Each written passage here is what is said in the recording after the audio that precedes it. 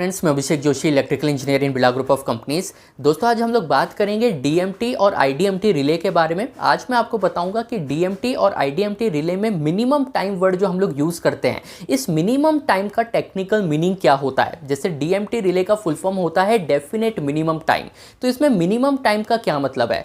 आईडीएमटी relay का full form होता है इनवर्स डेफिनेट मिनिमम टाइम, क्योंकि आईडीएमटी रिले इनवर्स कर्व फॉलो करता है। तो इन दोनों ही रिले में जो मिनिमम टाइम वर्ड यूज़ किया है, ये मिनिमम टाइम किस चीज़ के बारे में आपको बताता है, ये आज एक एग्जाम्पल लेकर हम लोग समझेंगे इस वीडियो में। तो दोस्तों, बिना टाइम वेस्ट किए शुरू करते हैं।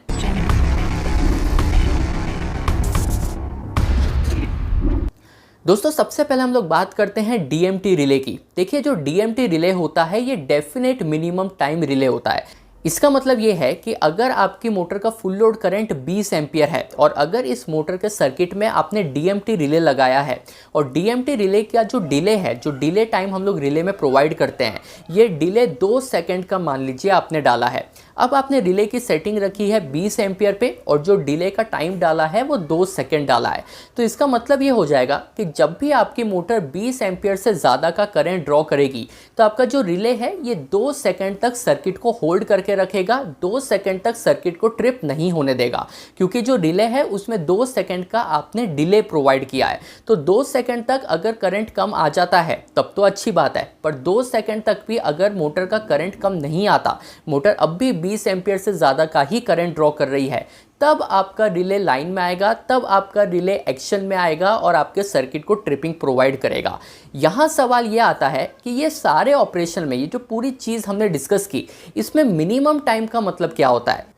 तो देखिए, मोटर की सेटिंग आपने 20 एम्पियर पर की थी और आपकी मोटर 20 एम्पियर से ज़्यादा का करंट ड्रॉ कर रही है। रिले में जो डिले हम लोग प्रोवाइड करते हैं वो 2 सेकंड का आपने डाला था, पर 2 सेकंड के बाद भी आपके मोटर का करंट कम नहीं आया है। इस कंडीशन में अब रिले कितना टाइम लेगा आपके सर्किट को ट्रिप करने में, रिले को मिनिमम कितने टाइम की रिक्वायरमेंट रहेगी खुद को एनर्जाइज करने में और सर्किट ब्रेकर को ट्रिपिंग का कमांड सेंड करने में, इसको हम लोग मिनिमम टाइम कहते हैं। यहाँ दोस्तों, एक चीज़ आपको पता होनी चाहिए कि किसी भी मोटर में, किसी भी सर्किट में अगर आप डीएमटी रिले लगाते हैं तो ओवर करंट का मैग्नीट्यूड चाहे कितना भी जाए, ये डेफिनेट टाइम ही लेगा आपके सर्किट को ट्रिप करने में। इसीलिए इसको डेफिनेट मिनिमम टाइम रिले कहा जाता है। यानी कि अगर रिले में आपने 2 सेकंड का डिले डाला है तो मोटर चाहे 22 एम्पियर ले, 24 एम्पियर ले या 26 एम्पियर ले, रिले तो 2 सेकंड का डिले उसको प्रोवाइड करेगा ही। लेकिन 2 सेकंड के बाद रिले को मिनिमम कितना टाइम लगता है सर्किट को ट्रिप करने में, इसको हम लोग मिनिमम टाइम कहते हैं। अब दोस्तों, हम लोग बात करते हैं आईडीएमटी रिले की। देखिए, जो आईडीएमटी रिले होता है ये इन्वर्स कर्व फॉलो करता है, इसलिए इसे इन्वर्स डेफिनेट मिनिमम टाइम कहते हैं। अब आईडीएमटी रिले के केस में बहुत ज़रूरी है आपके लिए समझना कि आईडीएमटी रिले में हम लोग मिनिमम टाइम किसको बोलेंगे। तो दोस्तों, हम वही एग्जांपल ले लेते हैं कि हमारे पास एक मोटर है जिसका फुल लोड करंट है 20 एम्पियर। अब इस केस में आपने डीएमटी नहीं, आईडीएमटी रिले अपने सर्किट में लगा रखा है। अब आपका जो इन्वर्स कर्व है, वो इन्वर्स कर्व आपको ये बताता है कि मोटर अगर 22 एम्पियर का करंट लेती है तो मान लीजिए आपका जो आईडीएमटी रिले है ये 3 सेकंड के बाद सर्किट को ट्रिप करेगा।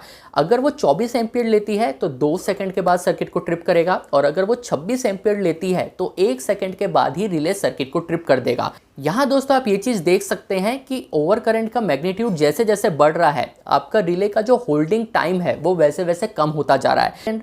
22 एम्पियर के करंट में वो 3 सेकंड ले रहा था, तो 24 एम्पियर के करंट में वो 2 ही सेकंड ले रहा है, 26 एम्पियर के करंट में वो 1 ही सेकंड ले रहा है। तो करंट जैसे जैसे बढ़ रहा है, टाइम वैसे वैसे कम हो रहा है। इसी को इन्वर्स कैरेक्टरिस्टिक्स कहते हैं। अब बहुत सारे लोग ये सोचते हैं कि अगर मोटर 26 एम्पियर का करंट लेती है तो रिले 1 सेकंड लेगा सर्किट को ट्रिप करने में। ये बेसिकली इस तरीके से बोलना पूरी तरीके से गलत है। अगर मोटर 26 एम्पियर का करंट लेती है तो रिले 1 सेकंड तक डिले प्रोवाइड करता है। अगर 1 सेकंड के बाद भी करंट का मैग्नीट्यूड कम नहीं आता, उसके बाद रिले को मिनिमम कितना टाइम लगेगा सर्किट को ट्रिप करने में, उसको हम लोग मिनिमम टाइम कहते हैं। अब दोस्तों, आपके माइंड में ये सवाल आएगा कि ये मिनिमम टाइम होता कितना है। आप चाहे डीएमटी रिले लगाएं या आईडीएमटी रिले लगाएं, जब रिले खुद को एनर्जाइज करेगा तो रिले मिनिमम कितना टाइम लेता होगा आपके सर्किट को ट्रिप करने में। तो ये बेसिकली 10 मिली सेकेंड से 50 मिली सेकेंड्स के बीच में कोई भी वैल्यू हो सकती है। इंडस्ट्रीज में रिले की टेस्टिंग कराई जाती है, जिसकी एक पूरी टेस्ट रिपोर्ट बनती है। ये टेस्ट रिपोर्ट में बेसिकली यही कैलकुलेट किया जाता है कि आपके रिले का रेस्पॉन्स टाइम कितना है।